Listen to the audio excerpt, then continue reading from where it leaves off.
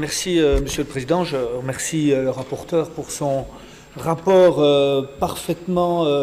reflétant parfaitement les travaux de la Commission et en particulier au début il a bien souligné qu'au Sénat je suis à l'origine d'une initiative similaire avec le sénateur Ancio du SPA. Donc aujourd'hui, je souhaite que la région bruxelloise s'inscrive dans une initiative qui est déjà prise par de très nombreux pays, aux Pays-Bas, Autriche, Suède, Luxembourg, mais aussi par des régions aux États-Unis. Ce sont des États, l'État de New York, l'État de l'Illinois, qui prennent seuls l'initiative d'interdire les microbilles. Alors, vous le savez, mais je préfère encore le rappeler, ces microplastiques sont contenus dans de nombreux produits cosmétiques, comme des exfoliants ou le dentifrice, et ils sont ensuite déversés dans les océans où ils causent des dégâts environnementaux.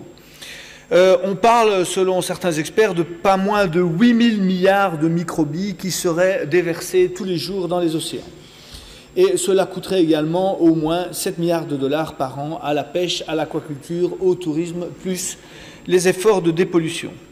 Alors, comme l'a rappelé très justement le rapporteur des travaux de la Commission, la proposition a une double vocation. D'abord, sensibiliser la population bruxelloise. Vous reconnaîtrez, chers collègues, que peu de gens sont au courant de cette problématique et je pense que la très grande majorité de la population bruxelloise ignore son impact sur l'environnement. Il s'agissait donc de faire la promotion d'une application smartphone. Ce n'est quand même pas beaucoup demandé, qui permettrait à chaque Bruxellois, quand il utilise un dentifrice ou un exfoliant, de voir s'il contient des microbilles ou pas.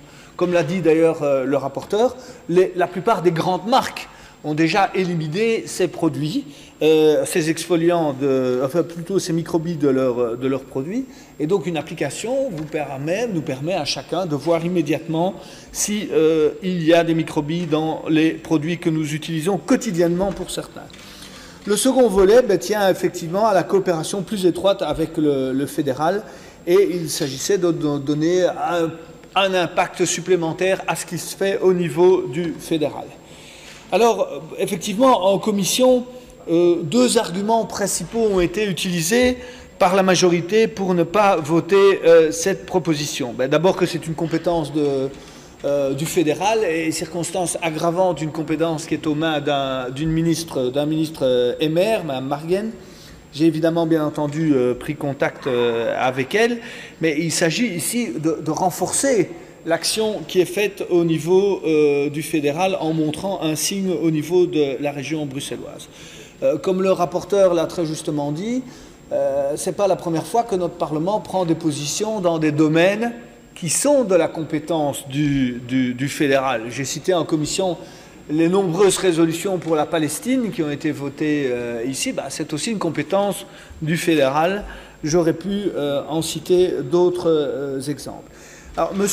Pinksteren, qui va parler après moi, n'avait pas tout à fait tort, même pas tort du tout d'ailleurs, dans son intervention. C'est vrai que mes développements sont assez faibles, je le reconnais. On n'a pas consacré de plus longues séances au Sénat à ce sujet. Les développements sont plus élaborés au Sénat, mais même là, ils pourraient être davantage étoffé, mais ici le but n'était pas évidemment de faire un développement complet de cette problématique, mais donner un signal au fédéral.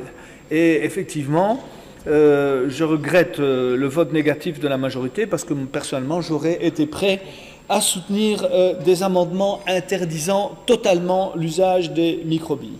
Donc je suppose que le vote de la majorité ne sera pas différent en plénière de ce qu'il aura été en commission et je regrette que nous ne puissions pas ensemble donner ce petit signal puisque tout le monde a reconnu en commission que la proposition avait quand même un certain intérêt. Je vous remercie.